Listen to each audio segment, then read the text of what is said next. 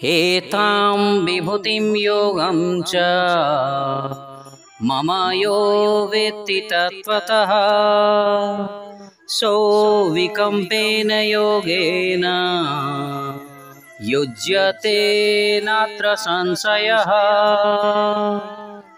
बंधुगण एई अध्याय है विभूति जोग एवं विभूति जोगर शब्दर अर्थ है विभूतिर अर्थ विश्व ब्रह्मांड रे प्रकटित भगवानंकर महान शक्ति समूह एवं जोग शब्द सेई सबु शक्ति सहित भगवान को संयुक्त करिबा अटे।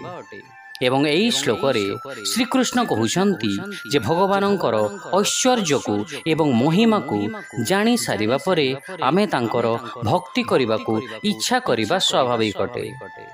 भगवानंकर महात्म्य ज्ञान भक्तर तांको प्रति प्रेम और भक्ति को परिपुष्ट करिथाए। ज्ञान एवं प्रेम मध्य रे रहिथिबा प्रत्यक्ष संबंध को गोटाए उदाहरण माध्यम रे बुझिबा को चेष्टा करिबा। मने करंतु बंधुगण आपणक बंधु आपणकु कला रंगर छोट पत्थरटीए देखाइले।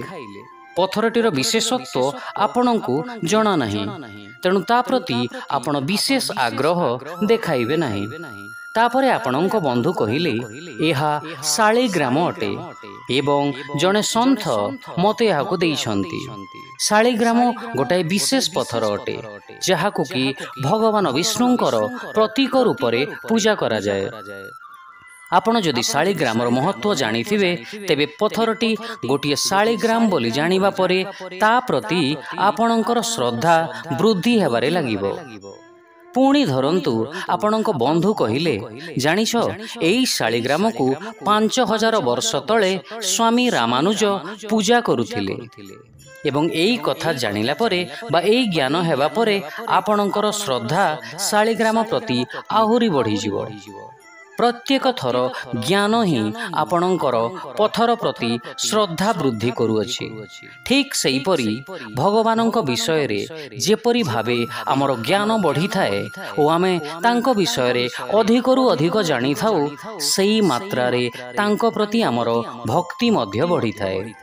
एवं एहीपरि भावरे अनंत विश्वर विस्मयकर संचालन रे प्रकटित भगवानक भव्य वैभवर वर्णना करी श्रीकृष्ण कहउछंती जे एई ज्ञान प्राप्त करी जीव अविचल भक्ति रे भगवानक सहित संबंध को बढ़ाई थाए एवं तांकर कृपा प्राप्त मध्य करि थाए। शिक्षा जो माने मोर स्वाभाविक वास्तविक विभूति एवं दिव्य शक्ति को जानती से माने अनन्य भक्ति युक्त होई थांती एवं एथिरे किछि संदेह न थाए। Those who know in truth my glories and divine powers become united with me through unwavering bhakti yoga. Of this there is no doubt. Hare Krishna।